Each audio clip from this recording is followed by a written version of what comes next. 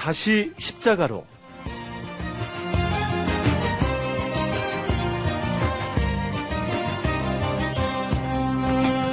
매주 수요일마다 우리의 신앙을 일상의 삶에 적용시켜보는 다시 십자가로 시간을 갖고 있습니다. 오늘도 눈먼 기독교의 저자 광명 계명교회 박태양 목사님 자리해 주셨어요. 할렐루야 목사님 안녕하세요. 네, 안녕하세요.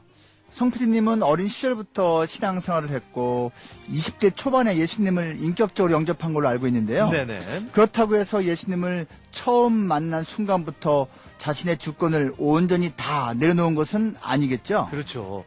저도 뜨겁게 예수님을 만났고 하여튼 그날이 기억나요. 정말 하여튼 그 하나님을 정말 만났다. 그 누가 뭐래도 그 제가 느껴지잖아요, 목사님. 네, 그렇죠. 그래서 눈물도 나고 정말 이제 하나님을 위해서 열심히 살아야 되겠다라고 했는데 이제 집에 갔죠. 집에 돌아가지고 3일 뒤에 어느샌가 모르게 그 예전과 똑같은 생활로 돌아간 제 모습을 또 볼 수 있었고요. 하여튼 제 삶의 주권을 주님께 맡기는 것, 또 성화된 삶까지 이어질 때는 여러 가지 시간이 많이 필요하고 또 옛 자아가 지금도 계속해서 꿈틀대고 있는 것 같아요. 네. 아마 어떤 분들은요, 예수님을 만난 처음 그 순간부터 자신의 모든 것을 다 내려놓았다라고 말할 수 있을 그렇죠. 거예요. 예. 그러나 더 많은 경우에는 인생을 살아가면서 점차로 주님을 진짜 주님으로 인정하게 되는 것 같아요. 네. 어떤 외국 목사님이 말한 것처럼 우리는 예수님을 마스터, 주인이라고 고백하지만 실제 삶에서는 예수님을 미스터, 예수 선생, 예수 씨 정도로만 여기는 모습이 솔직히 있잖아요. 마스터 그리고 미스터. 내가 주님을 정말 예수님으로 따르고 있는 것인지 아니면 예수 선생으로 따르고 있는 것인지 목사님 이 아침에 어떻게 알 수 있을까요? 만약 예수님이 내 주인이라면 그분은 나의 뜻을 꺾을 권세를 갖고 있습니다. 네. 즉 내 주권이 아닌 주님의 주권이 내 삶 가운데 더 높이 드러난다는 것이죠. 그런데 만약 그분이 그냥 미스터 예수 정도라면 그분 앞에서 내 뜻이 꺾여질 필요가 없는 거예요. 이유가 없는 거예요. 예수님이 내 주인이 아닌데 왜 내 주권을 포기하겠습니까? 네. 인생의 중요한 순간에 예수님의 뜻을 구하지 않고 내 생각을 끝까지 붙잡고 있다면 주인으로서 예수님을 따르는 게 아니다. 이렇게 말씀하셨는데 왔다 갔다 하는 거죠. 예수님을 믿는다면서도 또 기도 생활을 전혀 하지 않는 것도 그 예가 될 수 있을 것 같은데요. 예수님의 뜻을 구하지 않는다는 말은 예수님께 아예 묻지도 않는다는 의미가 있을 수 있고요. 기도와 말씀으로 예수님의 뜻을 깨달으면서도 끝끝내는 자기 고집대로 한다는 의미도 있겠죠.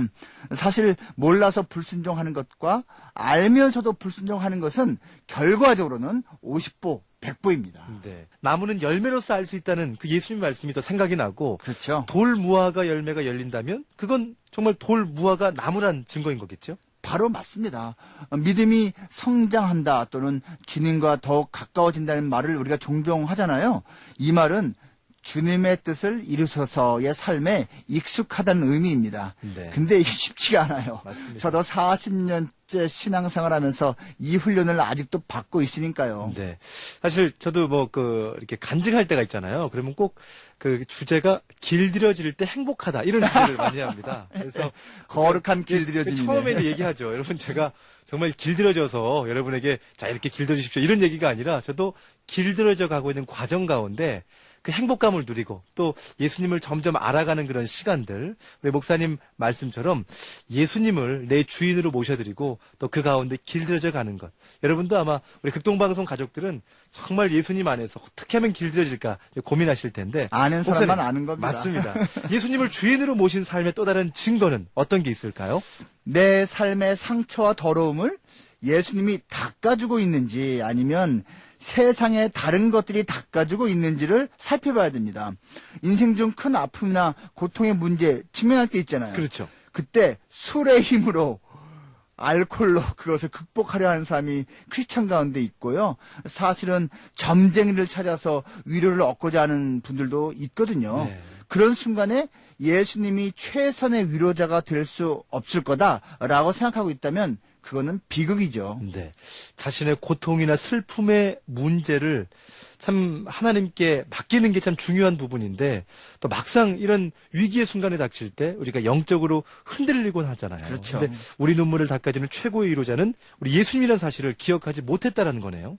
그래서 그런 것을 기억하는 것도 훈련이 필요한 겁니다. 아멘. 고통의 눈물을 닦아주는 것만이 아니라 주님은 우리의 죄책감을, 수치심을 또한 닦아주시기도 하거든요. 예수님이 식사하는 자리에서 눈물로 그 예수님의 발을 적시고 자신의 머리털로 그 발을 씻었던 죄 많은 여인에게 예수님이 죄사함을 선포하시고 평안히 가라고 하셨잖아요. 네. 여인이 예수님 발을 머리털로 닦았지만 사실 예수님은 죄사함의 권세와 능력으로 그 여인의 죄를 닦아주신 것 같아요, 목사님. 맞습니다. 죄만 닦아주신 것이 아니라 그 여인의 죄책감, 수치심 이런 것도 다 닦아주신 겁니다. 반면에 예수님을 초대했던 그 바리새인은 예수님의 닦아주심을 전혀 바라지도 않았고요. 시큰둥했기에 그에게는 아무 일도 일어나지가 않았습니다. 네. 자, 마지막으로 마스터 예수 그리고 미스터 예수, 우리가 예수님 어떻게 믿고 있는지 어떻게 분별할 수 있을까요? 무엇이 내 삶을 이끌고 있는지를 생각해 보면 됩니다. 자신의 실제 삶의 원동력이, 모티브가 예수님인지 아니면 돈, 성공, 욕망 그런 것인지를 따져보면 돼요.